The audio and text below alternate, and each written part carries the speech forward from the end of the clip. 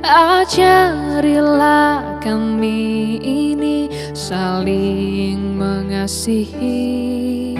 Ajarilah kami ini saling mengampuni.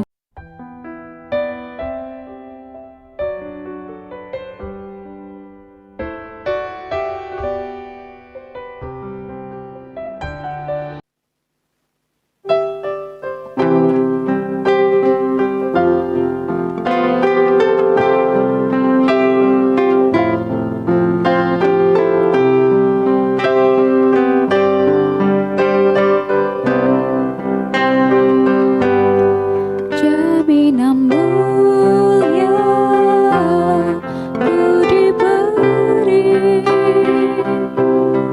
karena Yesus milikku abadi,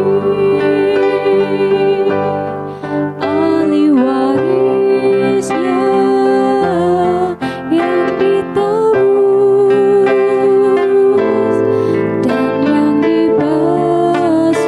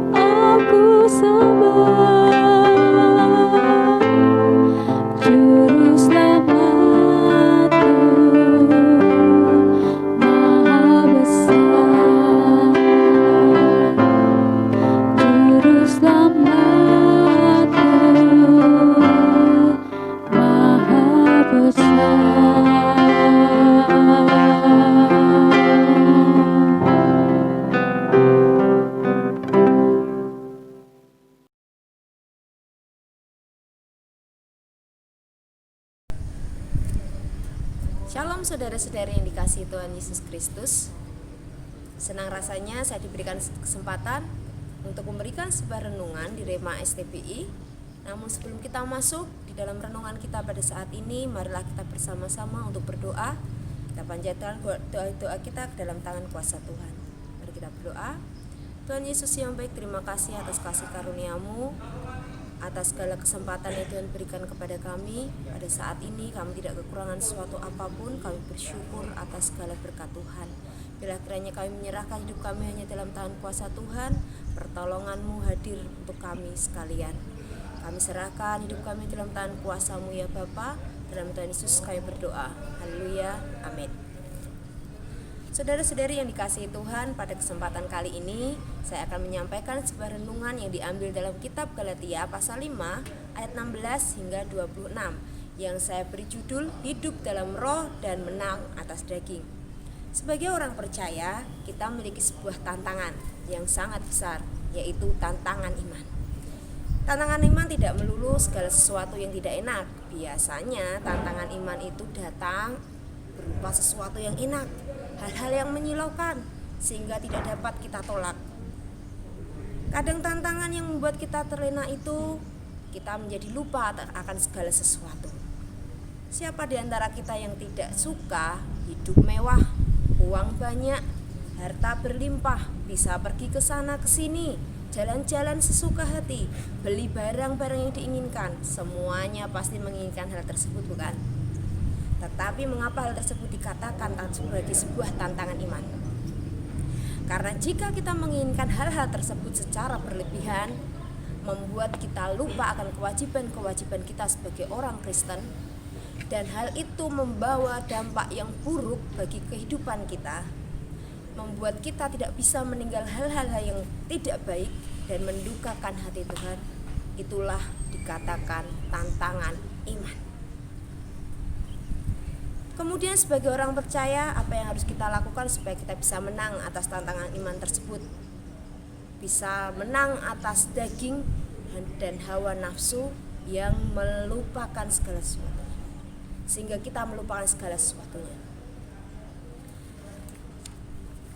Keinginan daging erat kaitannya dengan dosa dan membuat kehidupan kita tidak bertumbuh. Tetapi keinginan roh erat kaitannya dengan hal-hal yang menyenangkan hati Tuhan.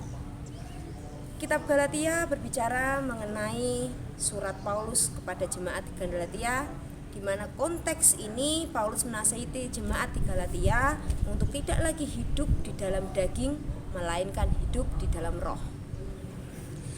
Karena mereka hidup di dalam roh, maka mereka tidak lagi hidup menuruti keinginan daging. Kemudian bagaimana cara kita supaya kita bisa hidup di dalam roh dan bisa menang atas daging? Ada beberapa hal yang perlu kita perhatikan supaya kita bisa menang atas daging dan hidup di dalam roh. Yang pertama yang perlu kita lakukan yaitu mampu membedakan keinginan roh dan keinginan daging. Karena jelas dikatakan di ayat 17 bahwa keinginan daging berlawanan dengan keinginan roh. Yang demikian bunyinya yang terdapat pada ayat 17 kan saya bacakan.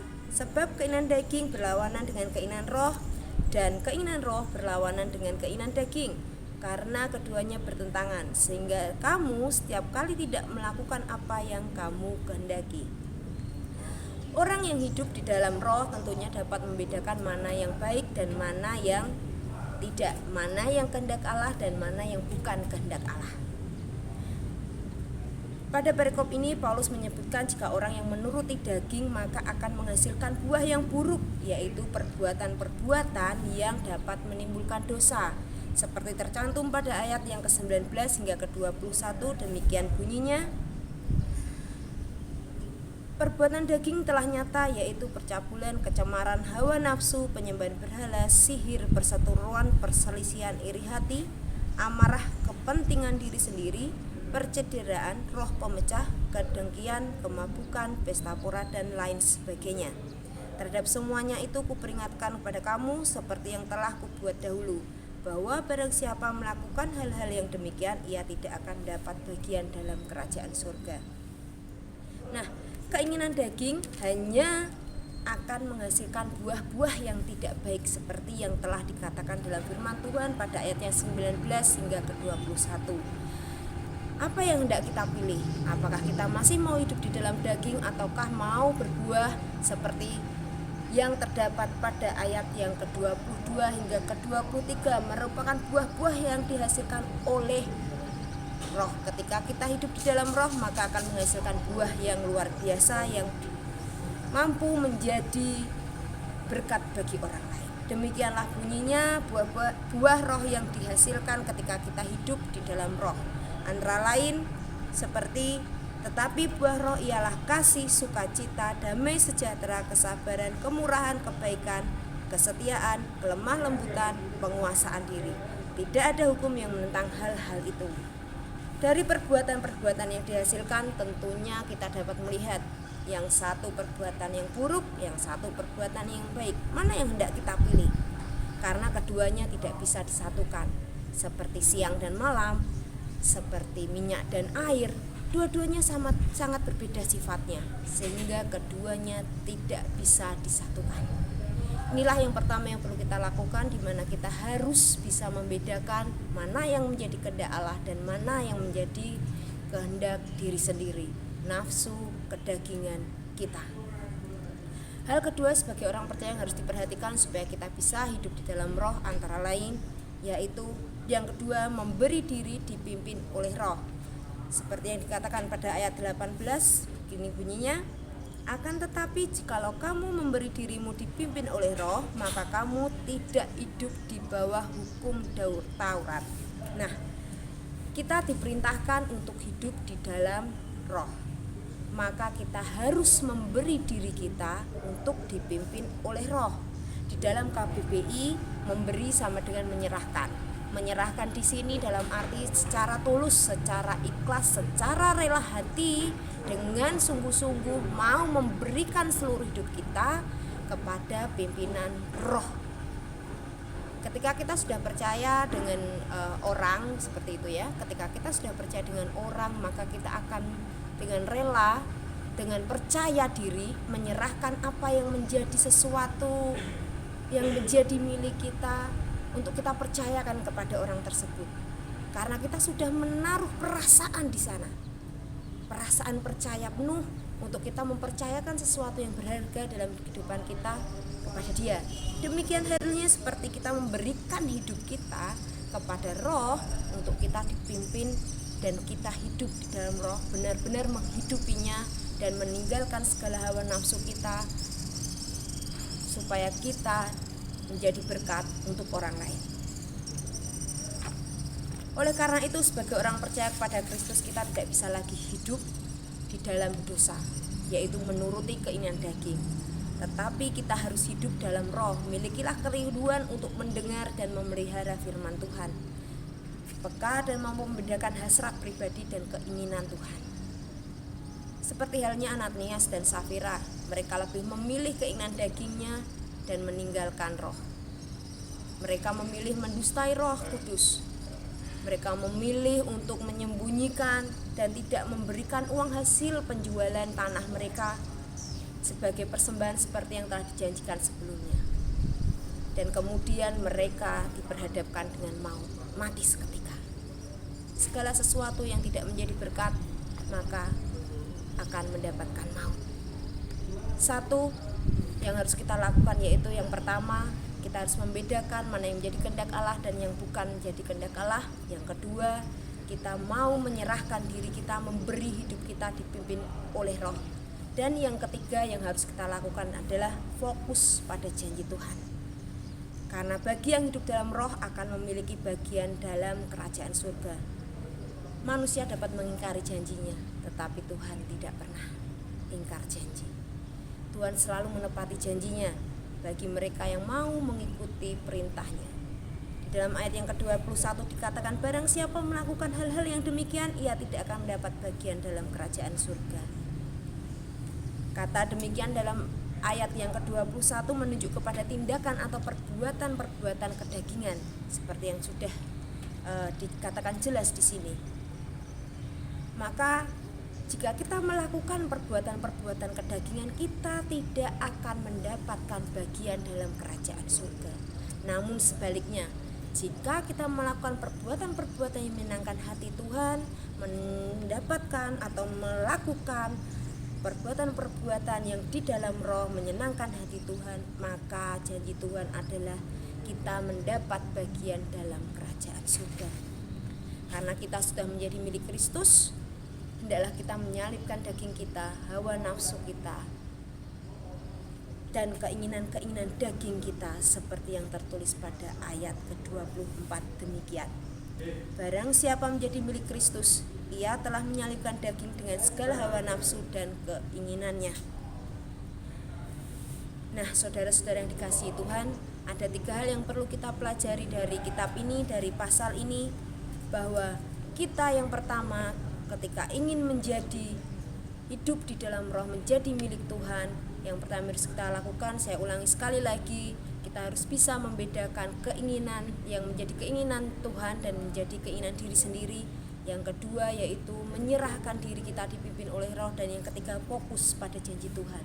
Ketika kita melakukan ketiga hal tersebut, maka kita memiliki bagian dalam kerajaan surga. Kita akan menang dan kita tentunya hidup di dalam roh. Mari kita belajar mana yang akan kita pilih supaya kita bisa menjadi milik Kristus dan memiliki bagian dalam kerajaan surga. Maukah kita hidup dipimpin oleh roh atau masih hidup dalam kedagingan kita? Mari hasilkan buah yang luar biasa, buah yang baik, buah yang mampu menjadi berkat untuk orang lain, bukan menjadi batu sandungan untuk orang lain. Mari kita peka terhadap firman Tuhan, melakukan setiap ajaran yang telah diajarkan oleh Tuhan, dan melawan keinginan-keinginan daging kita. Tetaplah teguh di dalam iman kita, tetaplah teguh di dalam apa yang menjadi kita telah percayai, karena kita saat ini adalah milik Tuhan. Tuhan Yesus memberkati. Mari kita berdoa. Tuhan Yesus yang baik, kami bersyukur karena pada saat ini kami telah belajar bagaimana kami hidup di dalam roh dan menang atas daging. Bila Engkau yang memimpin hidup kami mau menyerahkan hidup kami dalam tangan kuasa Tuhan untuk Engkau pimpin, supaya kami berada di jalan yang benar, jalan yang baik, yang mana menyenangkan hati-Mu. Kami mengakhiri setiap renungan ini ya Bapa, biarlah renungan ini menjadi pedoman dalam kehidupan kami, menjadikan kami lebih baik lagi, dan kami mau belajar lebih atas firman-Mu. Setiap aktivitas kami serahkannya dalam tangan kuasa-Mu Bapa, biarlah Engkau yang bekerja dalam kehidupan kami. Di dalam nama Tuhan Yesus kami berdoa. Amin.